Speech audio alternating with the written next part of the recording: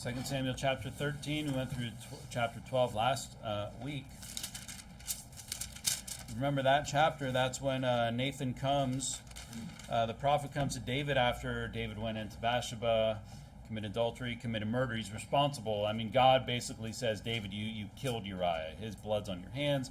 Nathan preaches this parable to him about the rich man and the poor man. The poor man had a lamb, and he treated it like his own daughter. And then the rich man has plenty of lambs and has a visitor, and instead of killing one of his many animals, he kills this poor man's daughter, his lamb that's like a daughter, his very precious animal that he had, and that was a picture of what David had done to Uriah. So David basically took what was very precious to Uriah, when he could have had anyone in the kingdom practically. Right, any woman in the kingdom, he instead chose Bathsheba, and it ended very terribly. But then in the chapter, David admits that he's the sinner, that he did wrong, and so while God does basically put this curse on David that the sword is never going to like suffering and tribulation is never going to leave your house, he does have some mercy on David because he was repentant. Right, he was sorrowful, and he admitted his fault, unlike what Saul would do. So we talked about the importance of taking responsibility. Don't try to justify yourself in God's eyes. That's what separates righteous people from unrighteous people. Is righteous people are not perfect. Righteous people just admit to God when they're wrong and when they do wrong. Right? They can admit the fact that they're unrighteous and that they're sinners. Right? We also talked about the fact that David says, he can't come to me, but I will go to him, referring to his son, the baby born of the relationship between Bathsheba and David died, and David said that he would go to his son.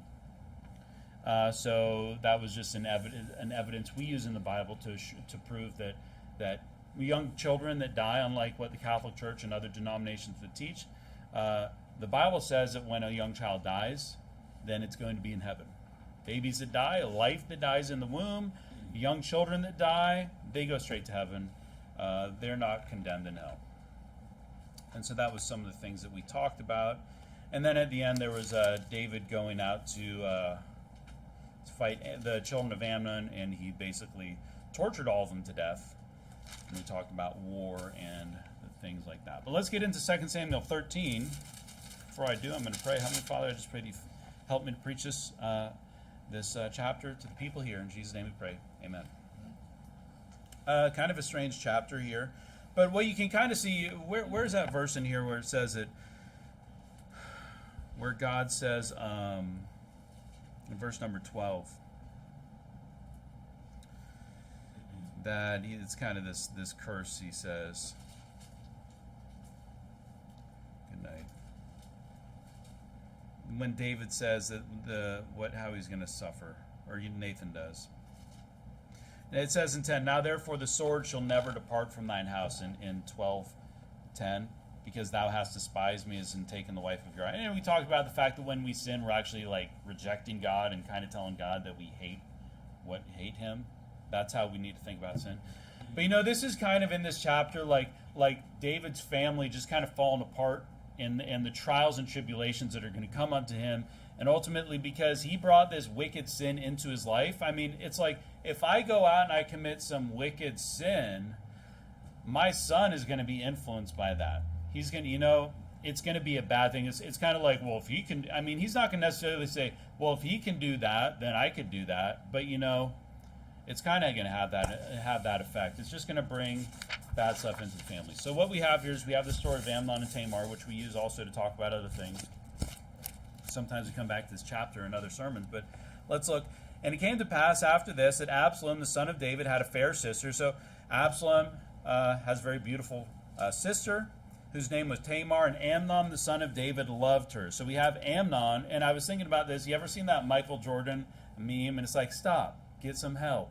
You ever seen that? It's like, hey, Amnon, you need to stop, and you need to go get some help. We kind of talked about this in the AM sermon, right? Like, okay, Amnon, why are you in love with your sister? You could have any girl in the kingdom. You're a prince. He's the eldest, by the way. He's like the firstborn son of David.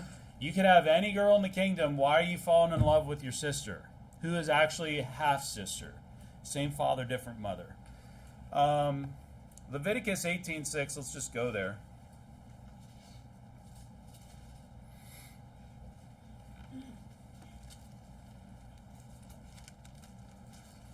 I mean, this is wrong, okay? This is wrong. Not only has it been like proven that there's like genetic disorders and problems with people that marry, have relationships that are too close, like first cousins. Second cousins might not be that big of a deal, but like first cousins marrying, like there can be genetic defects in siblings that marry. I mean, good night. There's going to be some genetic defects in that child. But Leviticus 18:6, which came out before all this genetic study, says, none of you shall approach to any that is near of kin to him to uncover their nakedness. I am the Lord. And go down to verse number 12.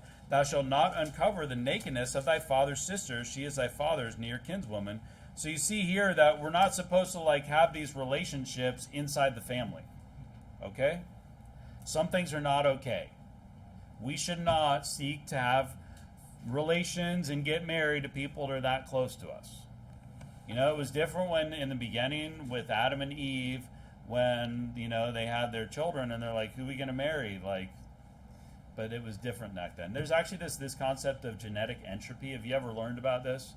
Where it says that like the genetic code over time is just degrading, and it was actually much more pure and much stronger back thousands of years ago. For instance, 6,000 years ago, the genetic code was much stronger, and then as we go on, there's actually more corruption there. So you can see that there's probably a better DNA so that there were fewer issues back then, because there was no one else for the Adam and Eve's children to have relationships with.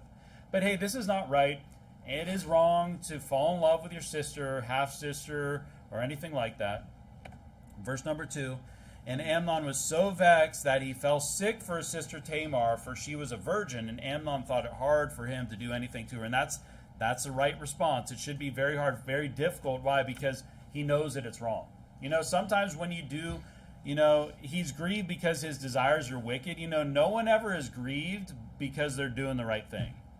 No one's ever like, oh man, I don't really know if I should be going to church 3 times a week. Like, I don't know. I don't really know if I should be reading my Bible. Jeez, that's not going to vex you. When you're going to be vexed is a sign that maybe you're doing something wrong. Maybe you've fallen in love with your sister is the wrong thing. So when you're doing things and you're like, I mean, the Bible talks about how the Spirit of God bears witness with our spirit. It says that we're the children of God. But, you know we have the Spirit of God in us. And I often think, like, trust your instincts. Because it might just be like God, the Spirit of God talking to you in a way that's like warning you. Okay? So, yeah, you're going to have a clean conscience if your desires are good. And if your desires grieve you, then it's probably a sign that you need to stop. Verse number 3, but Amnon had a friend whose name was Jonadab, the son of Shemaiah, David's brother, and Jonadab was a very subtle man. It means he's very sneaky. He's basically going to just do all this trickery and sneaky stuff here. Very subtle. Go to Matthew 26.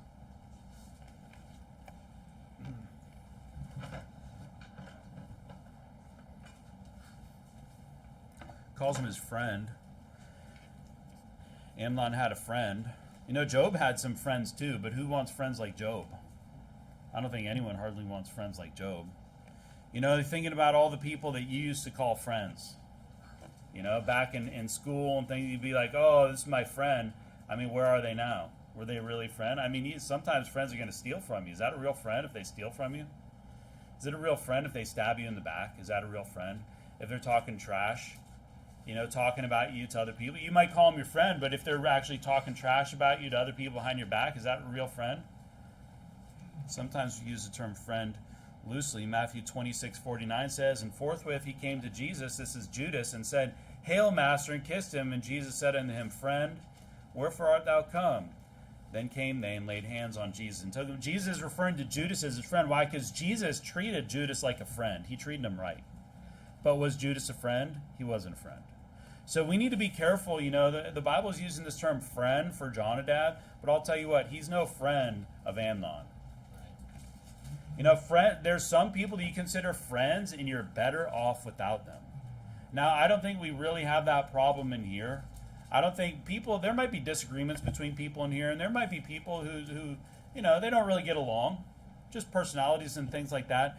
But I don't see anybody conspiring against other people and trying to bring people down and destroy people's lives.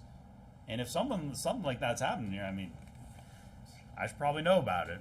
But what kind of friend is this where it's calling, hey, Amnon has this guy that he's close to that he lets into his life, which shows that he's kind of lacking some discernment, but he's family, and he's going to go about destroying Amnon's life. In this case, even family can be a terrible influence. Your cousins or your brothers or sisters or something like that. So they use it. He calls him his friend, but I would use that term very loosely here. Verse number 4. And he said, so Jonadab comes up to Amnon, and he said unto him, why art thou, being the king's son, lean from day to day? So he's kind of using this flattery when talking to Amnon. He's like, oh, but you're a king's son. You should, being lean, you can imagine that he's losing weight, he's stressed out, because he's kind of fallen in love with his sister, his half-sister, and he knows it's wrong. And Jonadab's like, what's the problem, man? Why you shouldn't be this way. You should get what you want. And Proverbs 29:5 says, a man that flattereth his neighbor spreadeth a net for his feet. And that's exactly what he's doing here. Because he says, wilt thou not tell me? And Amnon said unto him, I love Tamar, my brother Absalom's sister. Now, I'll ask you a question. Let's say your friend comes to you and says, and he's looking really stressed out. And he's losing a lot of weight, and you go, hey, bro, what's going on? And he's like, I'm in love with my sister. What are you going to say?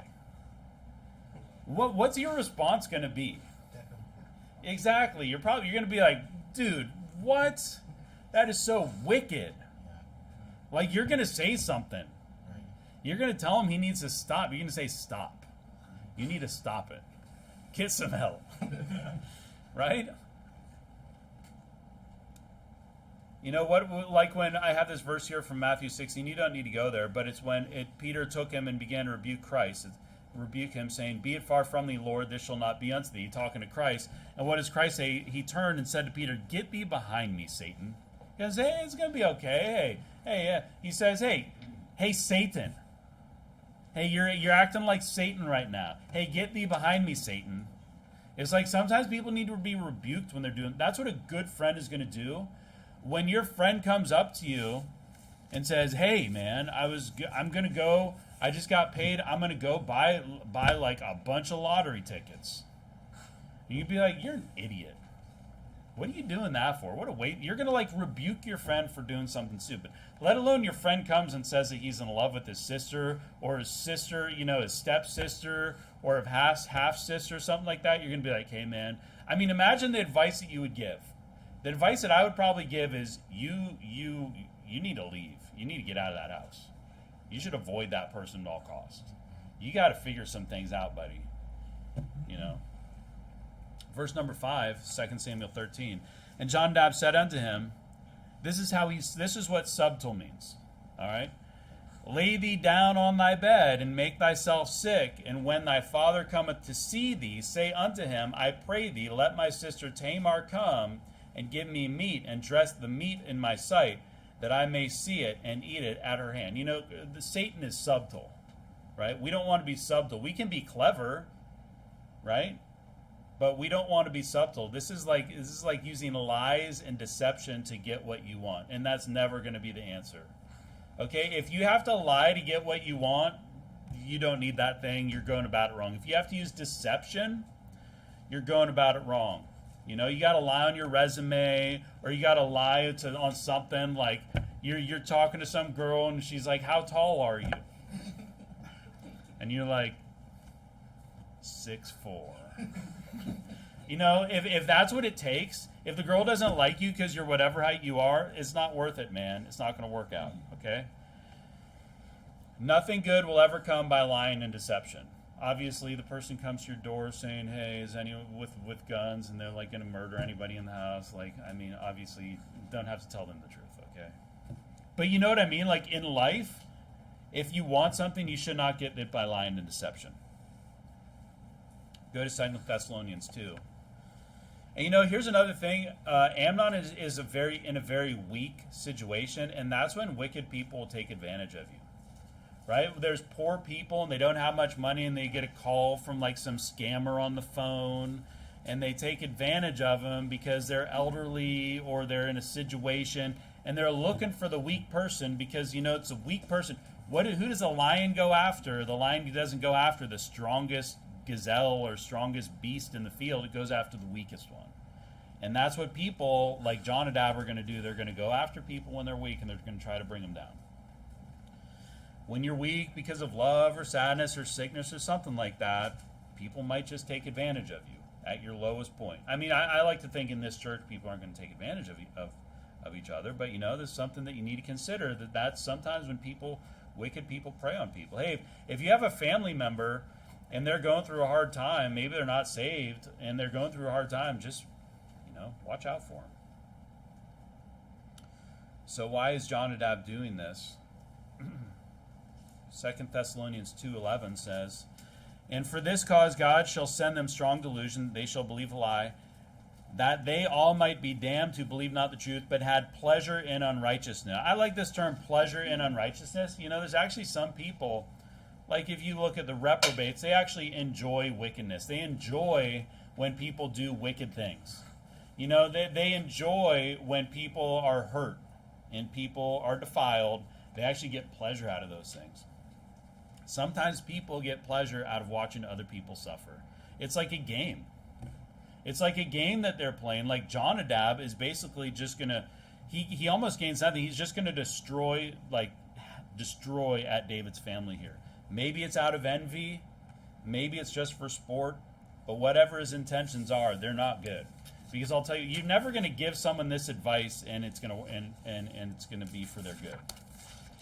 Jonadab doesn't care about Amnon. Verse number 6. So Amnon lay down. So he's basically telling him, pretend that you're sick and then invite your sister in and take her and basically just take her.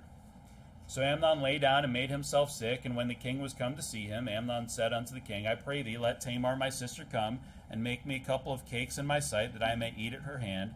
Then David sent home to Tamar, saying, Go now to thy brother Amnon's house and dress him meat. I'm not sure. I mean, maybe this is a normal request to have, like, when you're sick, to request your half-sister to come in and make you some food. I mean, I don't know why David didn't send his mom to make him some chicken soup.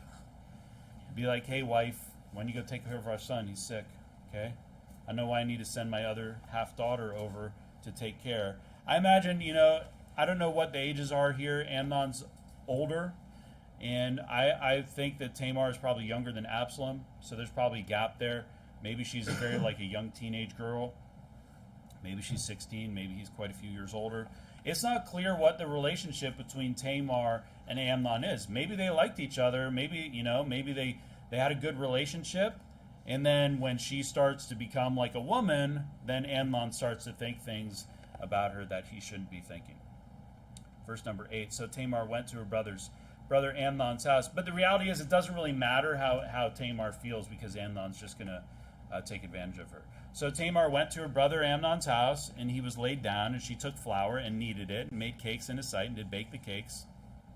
I imagine Tamar's probably good daughter, good girl. She's a virgin.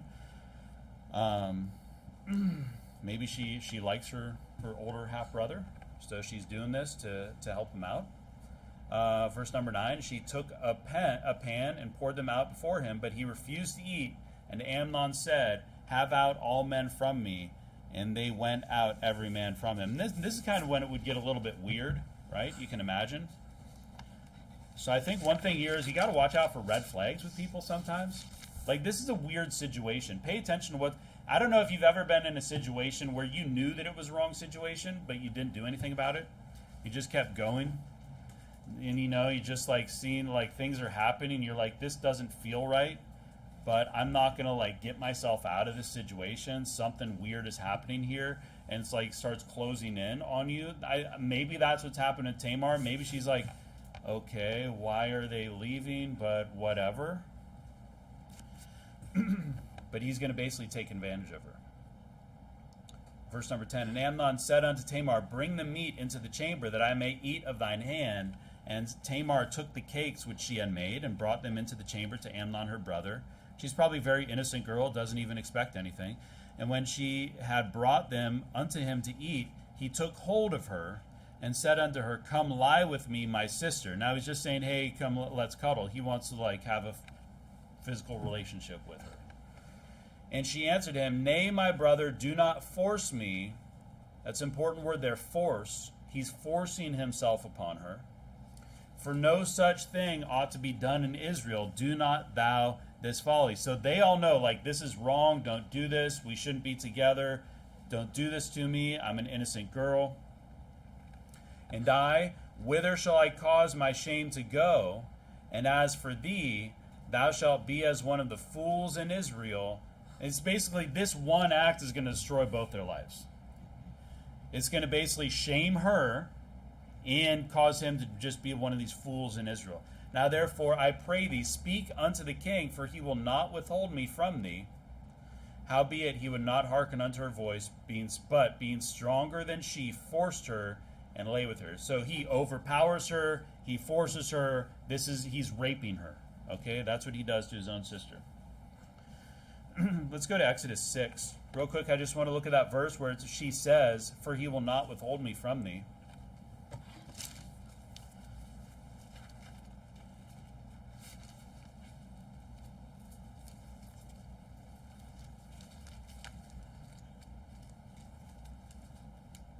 Now, obviously, this is before, Leviticus, which is the verses where it said that you shouldn't lie with your kin. But we can look at some examples here. Well, let's just go to Exodus 6:20. Exodus 6:20 says, and Amram took him Jochebed, his father's sister, to wife, and she bare him Aaron and Moses. In the years of the life of Amram were 137 years. You see here, the father of Aaron and Moses took his father's sister to wife. Kind of strange, huh? Let's go to Genesis 20.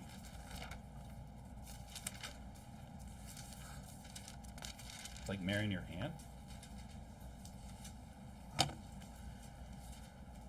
Genesis 20:11.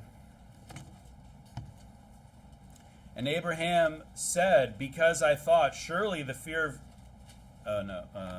20:11. And Abraham said, because I thought, surely the fear of God is not in this place, and they will slay me for my wife's sake. And yet indeed she is my sister. She is the daughter of my father, but not the daughter of my mother. And she became my wife. So actually, Abraham married his half-sister.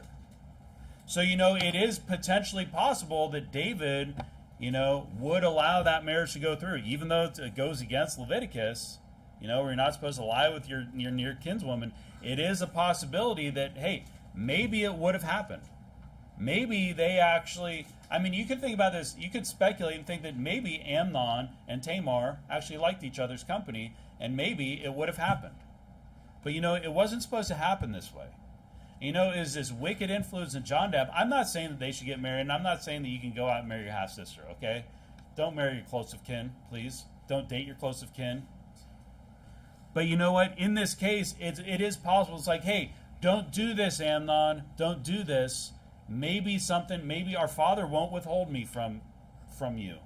But instead, he's basically caught up in the moment, in the flesh. And what does he do? He basically follows the influence of Jonadab. He rapes her, and he destroys both their lives. So would David let him marry her? Possibly. It's possible that it would happen. It sure would have been better than what happened here. I'll tell you what. It would have been a bit shameful to marry his half-sister, but it would have been a lot better than what potentially happened to Tamar and what ultimately happened to Amnon. So I guess a couple questions. How do you not become Tamar? Well, trust your intuition. I imagine that at some point in that situation, it was a little bit strange, right? Be careful around everyone and cautious when there are red flags. And you got to also understand that, in relationship, things change when, people become more mature. Relationships got to change. It's no longer okay for you to be alone in that situation. Pay attention to these things. Parents, protect your kids.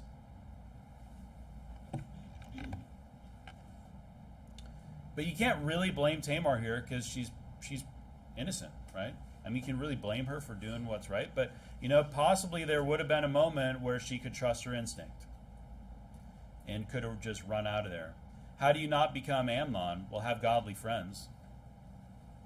Don't have a wicked person like Jonadab around you influencing you. Go to Matthew 5.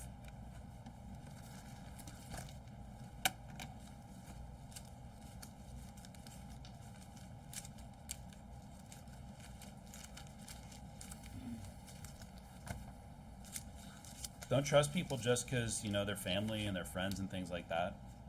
And because they tell you what you want to hear. And if you ever have to do anything through subtlety, it's wrong. It's the wrong way. It's not going to work out. God's not going to bless that. I can't see that. Matthew 5:30 says, well, you can look in 5:29. If thy right eye offend thee, pluck it out and cast it from thee, for it is profitable for thee that one of thy members should perish, and not that thy whole body should be cast into hell. Verse 30. And if thy right hand offend thee, cut it off and cast it from thee, for it is profitable for thee that one of thy members should perish, and not that thy whole body should be cast into hell. You know what? Here's the thing. If something's causing you to struggle, get rid of it. Get it out of your life. People struggle with stuff on the internet. Break your computer. Get rid of the internet. If you're struggling, if there's someone at work or there's someone in your life and you're struggling because you're attracted to them and you shouldn't be, you know what you do? You avoid that person at all costs, and you try not to be in that situation again. If you need to move jobs, then you move jobs. You know what he should have done? Amnon should have done? He should have said, hey, I'm vexed. This is wrong. Dad, I'm moving. I got to get out of here. I got to go away. I got to go traveling for 3 months or 6 months, go live somewhere else, and he can find a nice girl over there, and he can have a relationship with that girl, and he can get married, and he can forget all about Tamar and move on because he knew it was wrong. You know what you got to do? Sometimes you just got to cut things off. And sometimes you're the person that needs to be cut off. That thing that you struggle with, you got to get rid of it. And if you keep it around and you just try to satisfy it through some wicked means, it's not going to be good. It's not going to be good. Sometimes you're the problem. He should have moved away or told his father he needed a wife. He should have said, hey, Dad, I need to get married. I need to get married. I need a wife. And you know what? I'm sure David would have found someone for him. His firstborn. Let's go to Deuteronomy 22.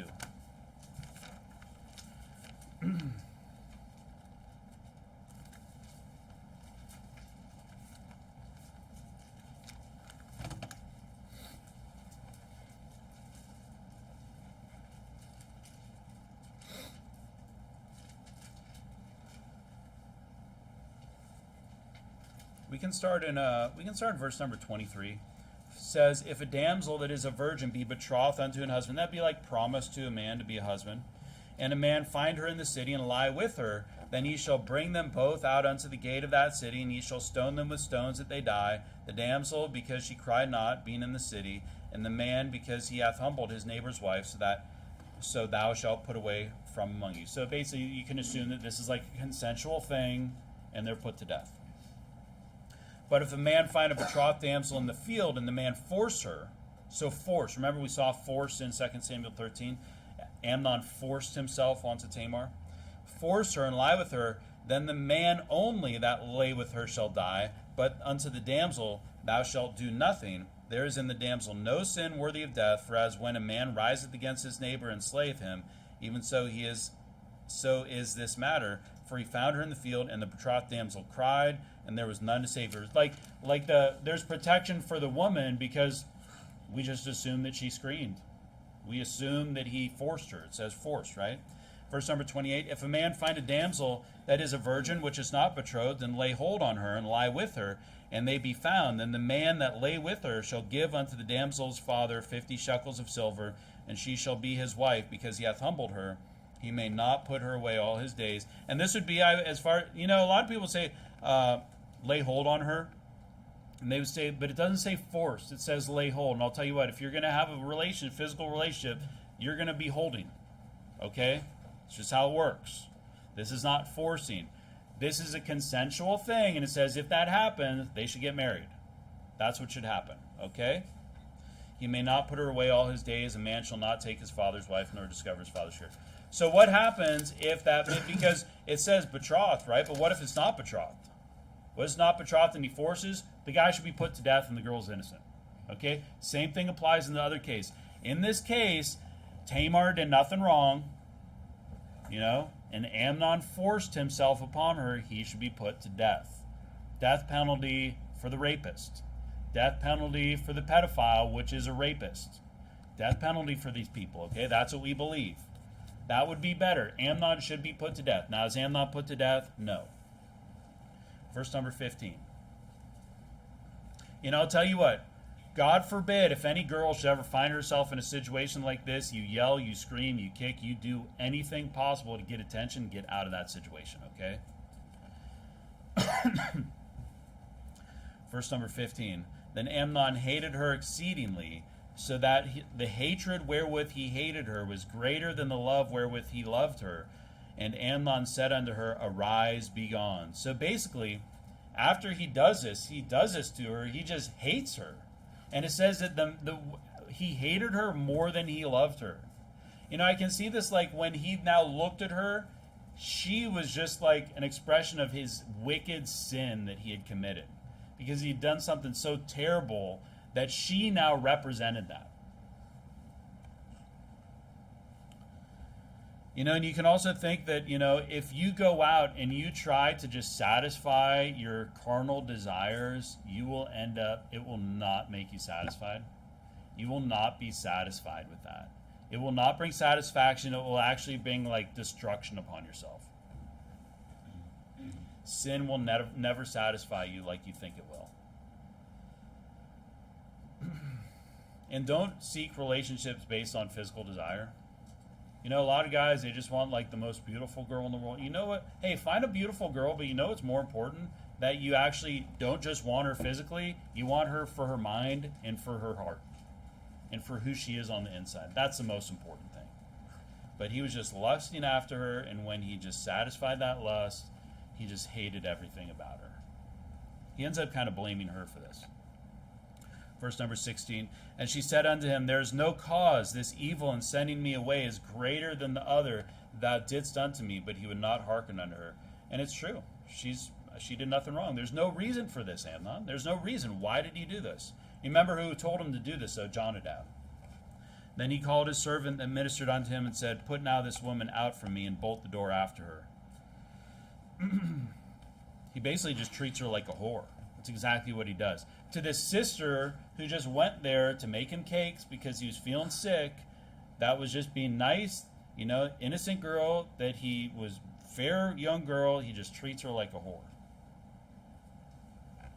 And being when a woman wasn't a virgin, like they were undesirable. Men didn't want to marry men wanted to marry virgins, okay? Men wanted to marry virgins. And nothing's really changed. I mean, the problem is that society has basically devalued virginity to the point where it's like you're a weirdo if you're a virgin. But you know what? Everybody should be a virgin when they get married. That's the stance of this church. That's how it should be. A lot like you go to public school, they're gonna try to make you feel weird, the kids, thinking that like you're weird if you're a virgin. But you're not. There's lots of kids in school that are virgins, and it's not weird. You're just like the kids that aren't virgins are just whores and whoremongers. And nobody wants to be a whore or whoremonger. Just be a virgin, okay?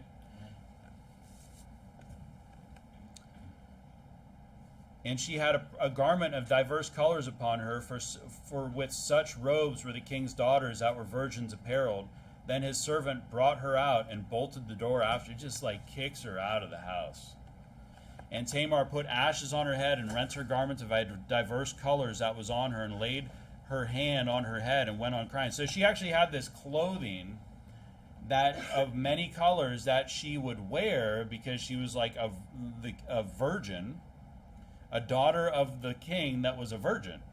So like all the people could look at her based on what she was wearing and say, there's the king's daughter, she's a virgin, she's pure, she's undefiled. And what does she do? Because she actually rents this thing and puts ashes on her head so like everybody's going to know. She's got to bear the shame for this publicly. because of what Amnon did to her, now she has to bear this sin, bear basically his sin. She's suffering for it. And I guess she could have covered it up, but she doesn't here.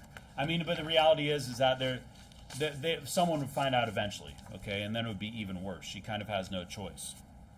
Verse number 20, and Absalom her brother said unto her, hath Amnon thy brother been with thee? But hold now thy peace. He is thy brother. Regard not this thing. So Tamar remained desolate in her brother Absalom's house. It doesn't say how long. Is it for the rest of her life? We don't know. But when King David heard of all these things, he was very wroth. So Absalom's wroth, even though he's like, oh, just don't worry about it. Don't worry about it. It's not that big. Just keep it to yourself. You can lock up, stay desolate in my house. David hears, he's very angry. Absalom spake unto his brother Amnon, neither good or bad. He just doesn't talk to Amnon, and no one does anything. And Amnon's selfishness caused Tamar to suffer in desolation.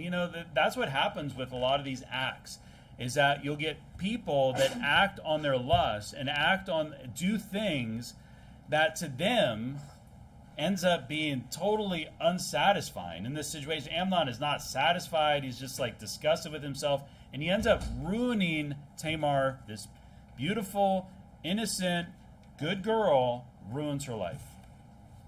One act, one moment ruined her life. And you wonder, why didn't David act? And that's why rape is so bad. I mean, that's why we have no pity for the rapist. We like innocence. We like purity. And even if the girl's not a virgin, I mean, what a wicked act.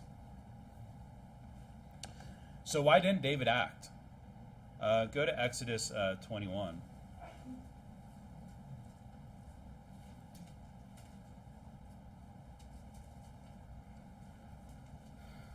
Maybe God was so merciful to him that he thought he had to be merciful. Maybe he did Amnon wrong so many times that he decided that he wasn't going to punish Amnon for what he did. Because, David committed sin too, and God was merciful to him. David committed adultery. He committed murder, and he's still alive. Because everyone's a sinner. We're all sinners, Why does a murderer get to put to death? Hey, you're a sinner too, brother. Why do we put him to death? But here's the thing: is not all sin is equal. And we shouldn't go out. And we shouldn't be the ones that are David shouldn't be the one that's merciful. God should be the one that's merciful. We're supposed to the authority that is working under God's law is supposed to go out and just work to God's law. And if God wants to save the person from the stoning, they can be like Paul that just rose from the stones and just walked away and kept preaching. Exodus 21:28, if an ox gore a man or a woman that they die, then the ox shall surely be stoned, and his flesh shall not be eaten. We're looking at this because I want to show that not all sin is equal. Okay?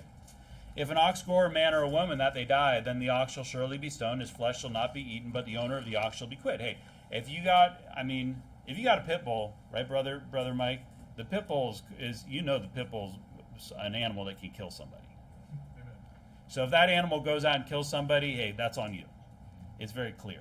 But if you have an ox, and it's just a working ox, and it's just, you got a golden retriever, and it's just, fetches sticks and whatever, rolls over and stuff like that, and then it goes out and kills somebody, you're like, what in the world? How did that happen? Then, put the dog to death. Don't even hesitate. But the person isn't really to blame. You got a chihuahua and it kills a person. You're like, I didn't even know that was possible.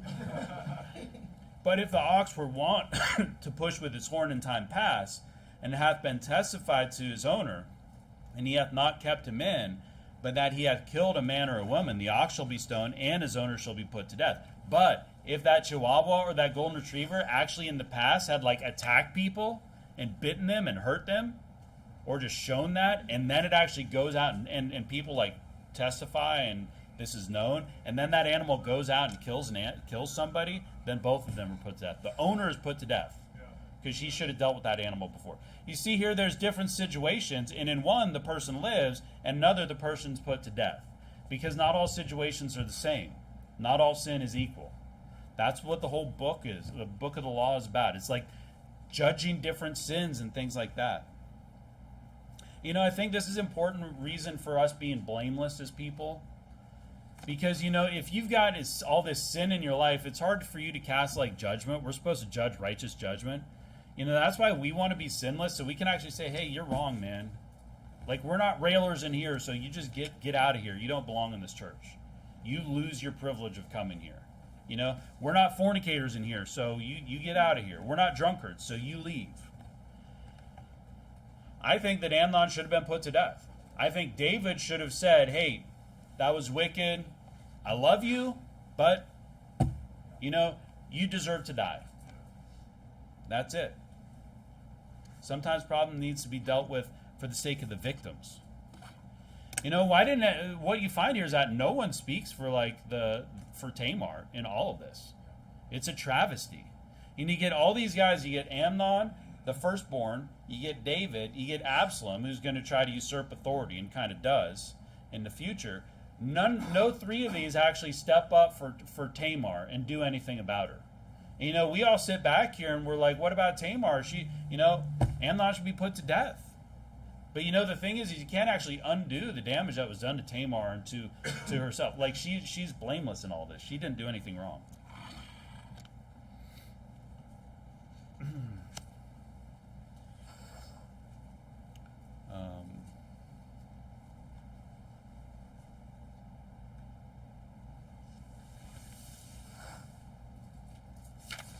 Okay, let's go to verse number 23. 2 Samuel. So it's just really a terrible. It's a really sad chapter in the Bible. I really feel for Tamar.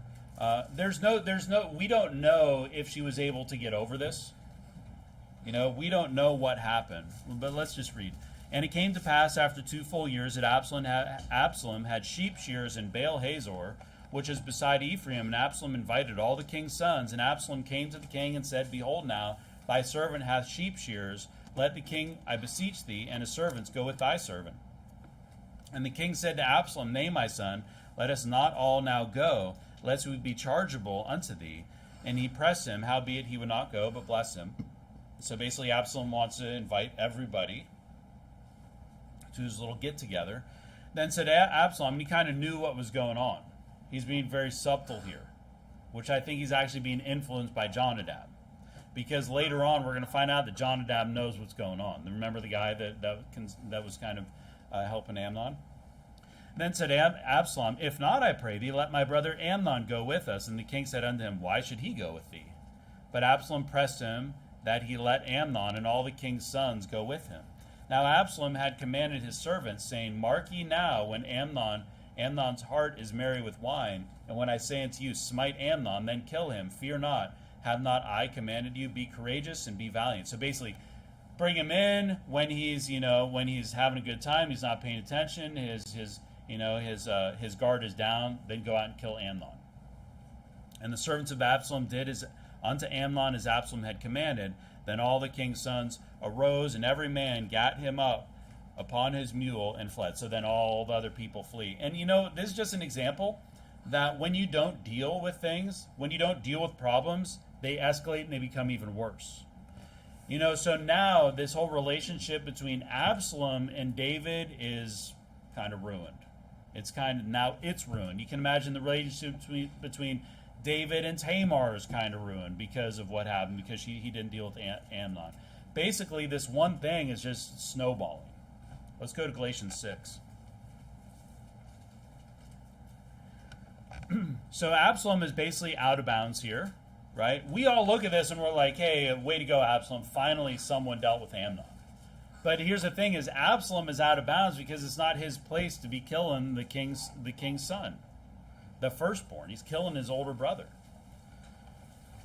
We look at it and we're like, hey, yeah, finally someone's dealing with him, but it's not right. But, Galatians 6:7 says, Be not deceived, God is not mocked, for whatsoever a man soweth, that shall he also reap. But you know what, hey, Amnon, if you're gonna sow corruption, you're gonna reap corruption. If you're gonna sow this destruction, that's exactly what you're gonna reap. So you know what? I just hope that anybody that would ever do anything like Amnon does gets what they receive unto themselves like tenfold what they did to that person. I don't think Amnon got hardly what he deserved. He should, in my opinion, he should have died a slow death. But the Bible never really says if Amnon and Tamar reconciled, which maybe could be possible. It never says if Tamar lived in desolation until she died. You could speculate that she did. Or if she's able to move on and maybe have a family. Because, just because she's not a virgin doesn't mean she can't get married,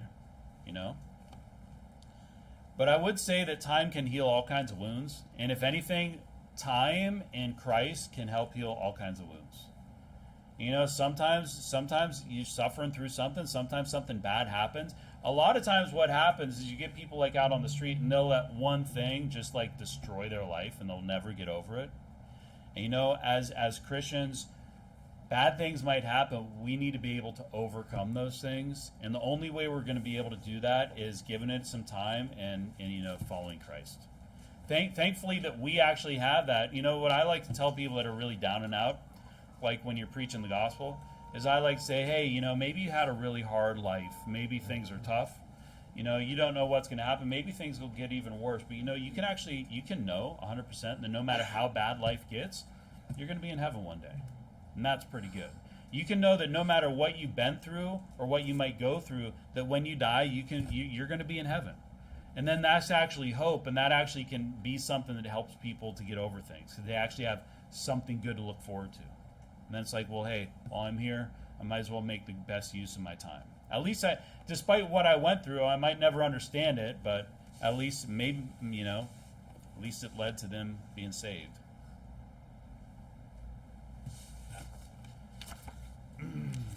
So Absalom conspires, kills Amnon.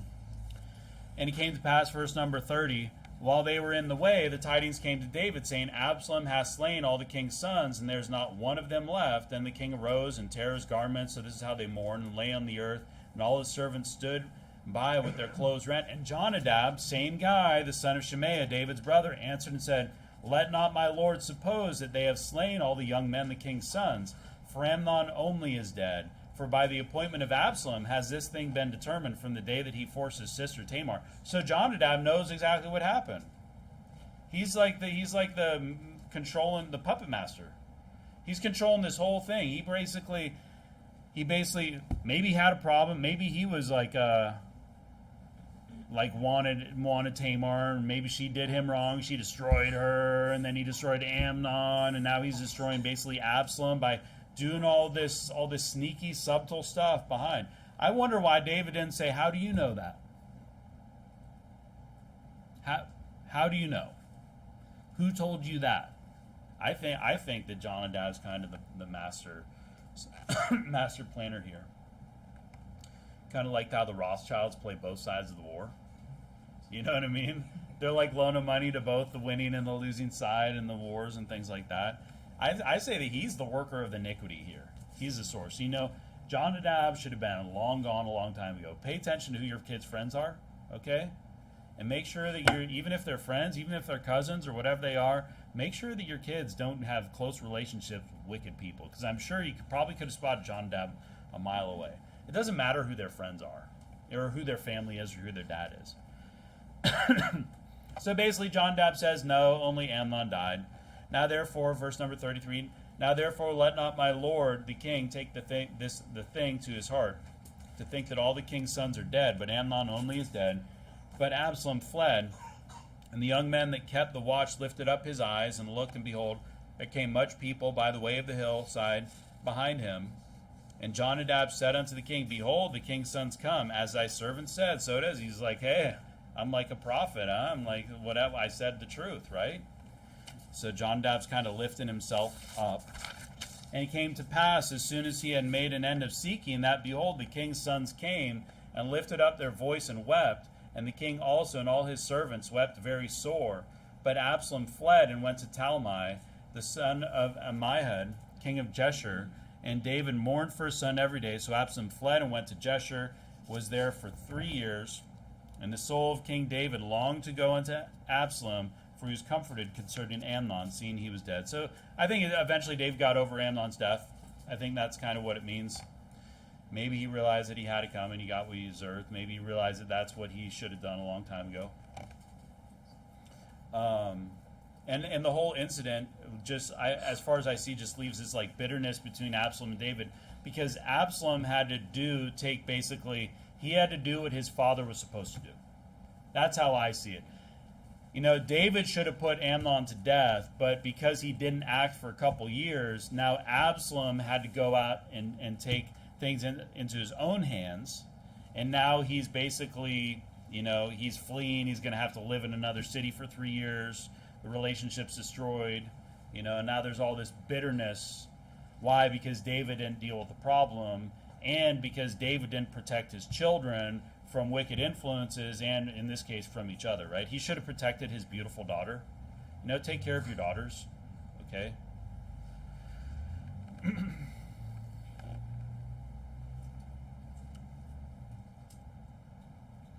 Go to second. We can go to second Samuel 14.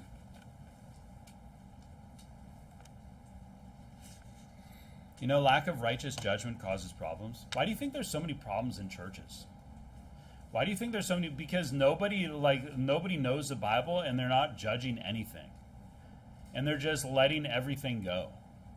Because nobody's getting up and saying this is wrong and this is right and standing for the truth. We need righteous judgment. Why do you think society is the way it is? Because there's no righteous judgment in the political, not political, but in like the crime and thing. There's no righteous judgment of crimes.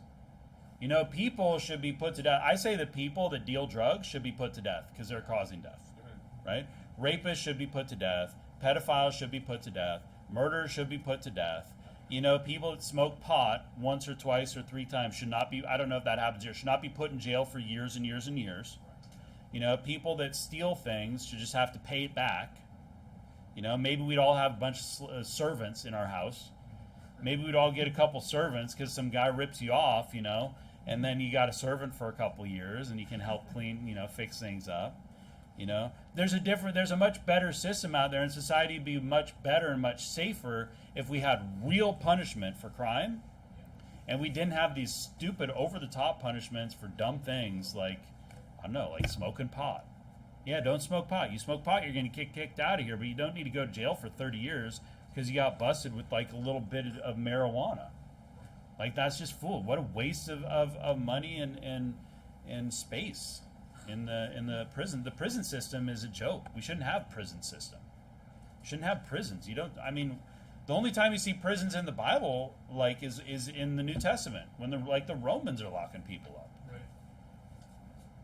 In the Old Testament you're just kicked out. You're just gone. It's like, okay, you don't like it here, then get out of the country. Go down there. Okay? Second Chronicles, I won't read it, but it just talks about how Solomon's prayer to God was the ability to judge righteous judgment. Maybe because he saw some cases in which his dad kind of struggled, because sometimes making the hard decision is tough. Because you're like, I did bad things too. So how can I pass judgment on somebody else when I've also done bad things? But it's hard to know when you punish and when you don't, and when to be merciful and when not to be. But it all starts with you trying to be as blameless as possible so you can say, I never done anything like that, so you deserve full punishment. And yeah, we told a couple lies. You ended up going next door and eating a piece of cake during service. All right, well, you're not kicked out of church. Just don't do it again. You're disobeying. But if you never done anything like what Amnon did, you have no problem putting the guy to death. And you see people be grieving for Absalom, people rending their clothes and rolling around in the dirt. You get all these guys rolling around in the dirt for Amnon, this rapist that was murdered by his brother. But you don't see anybody doing anything for Tamar. Did the people grieve for her? We're not like this whole victim mentality. We don't think that you should just go around feeling like a victim all the time, but we do support the victim. We are on the victim. We should be on the victim side when it's a real victim, They're true victims and truly weak people that need help and need support. And that, I'd say that's who we generally stand with, right? I mean, who did Christ didn't die for the prideful and the arrogant. He died for the weak, the people that can't help themselves. That's who he suffered for. You know, Amnon made this thing about himself, and then Absalom kind of makes it about himself, and David kind of makes it about himself. But what about Tamar? You know, the only thing you hear about this is that Absalom had a daughter named her Tamar. It's like, hey, this is the new Tamar. The Tamar that just lives in the top of like the tower up there, and just roams around in the tower, and she's all desolate until the day she dies. We're going to forget about her, and we're going to have Tamar 2.0.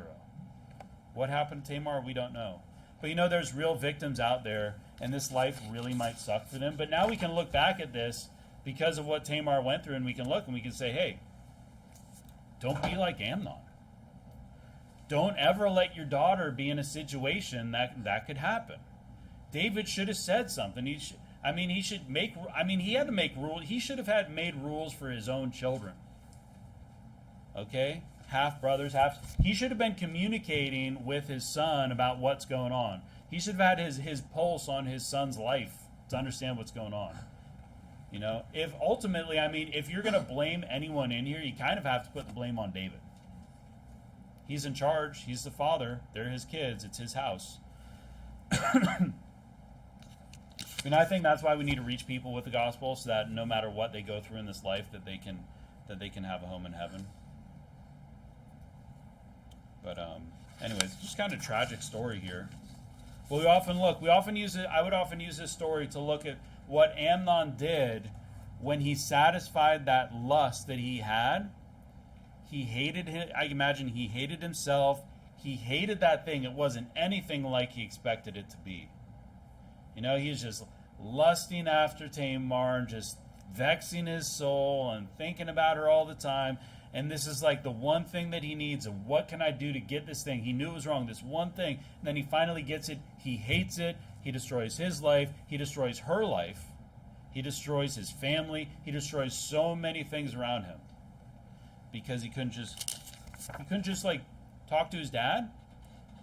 Ask his dad for his dad probably would have given her to him.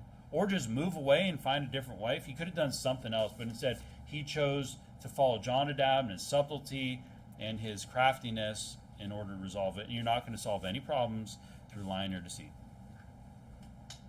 So anyways, I'm not going to summarize this one because we just went through all of it. But yeah, tragic story here. But then what's going to happen is there's going to just be the bad relationship between Absalom and David in the future, and it's kind of snowball from there as well. So it's kind of the curse that this is what happens when David ultimately goes down that wrong path, and it started with him not going out to battle when he should have gone out to battle. He wasn't doing his job. He was being lazy in a way, and all happened there. Let's pray. Heavenly Father, thanks so much for this church and the people here. I pray for those that maybe aren't feeling good, that you'd heal them with coughs and sore throats and colds and whatever's going around, that you'd keep us healthy, help us get back here on Wednesday, and that you pray the caroling and soul winning next Saturday. And I just pray that you bless us all as we go our ways.